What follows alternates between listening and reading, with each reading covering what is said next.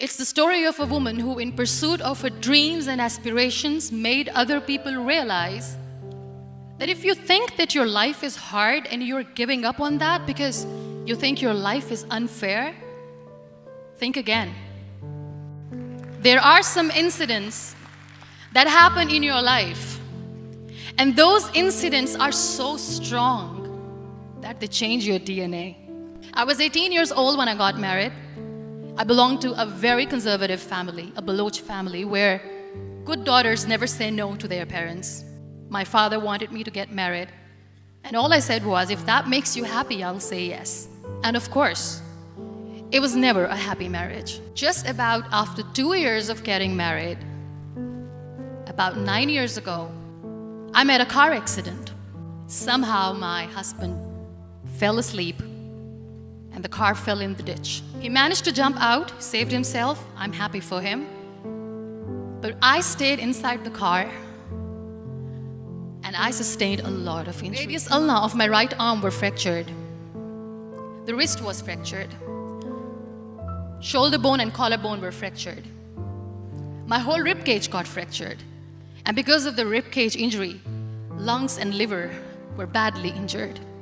But that injury that changed me and my life completely as a person and my perception towards living my life was the spine injury.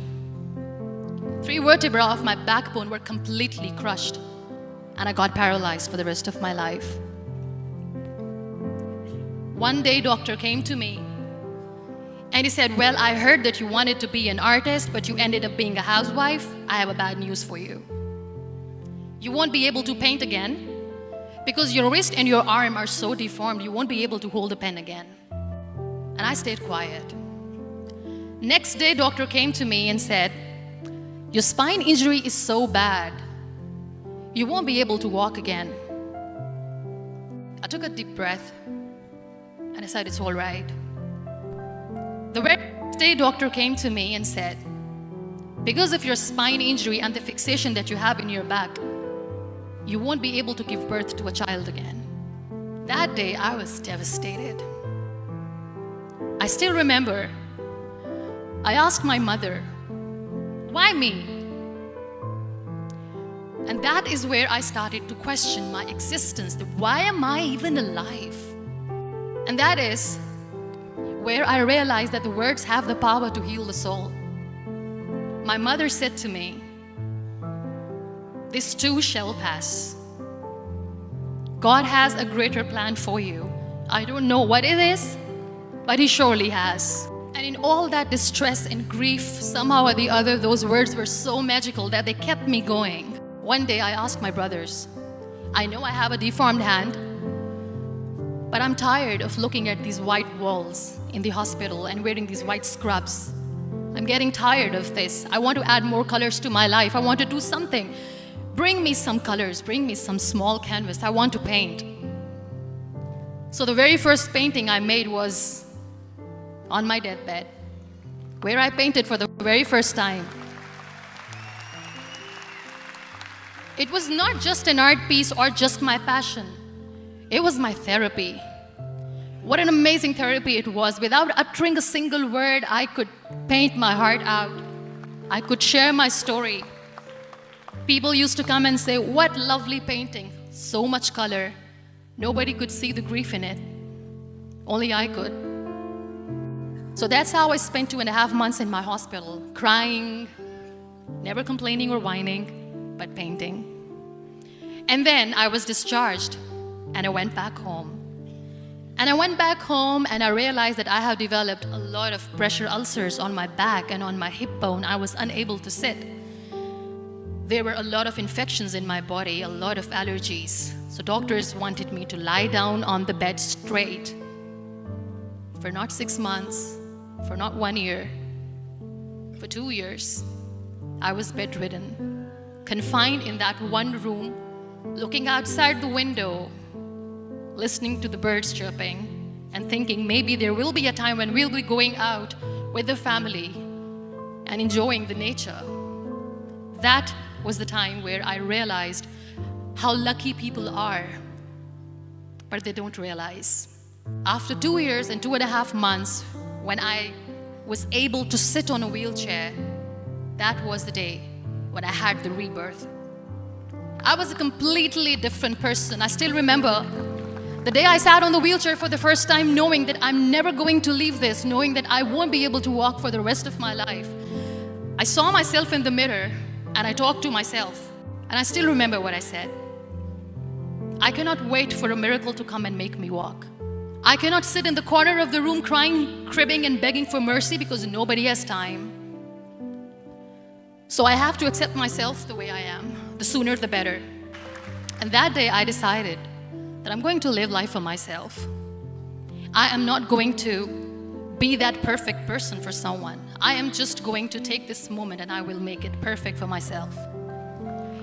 And you know how it all began? That day I decided that I'm going to fight my fears. We all have fears.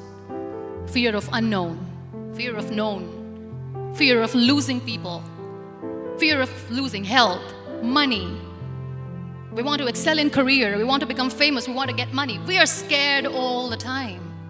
So I wrote down one by one all those fears, and I decided that I'm going to overcome these fears one at a time. You know what was my biggest fear? Divorce. I couldn't stand this word. I was trying to cling on to this person who didn't want me anymore, but I said no. I have to make it work. But the day I decided that this is nothing but my fear, I liberated myself by setting him free. I used to hide myself from people. When I was on bed for 2 years, I used to keep the door closed. I used to pretend that I'm not going to meet anyone, tell them that I'm sleeping. You know why? Because I couldn't stand that sympathy that they had for me. They used to treat me like a patient. When I used to smile, they used to look at me and say that, "You're smiling, are you okay?" I was tired of this question being asked, "Are you sick?" You all are thriving in your careers. You have bigger dreams and aspirations in life. Always remember one thing.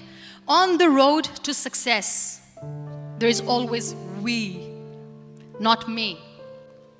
Do not think that you alone can achieve things. No.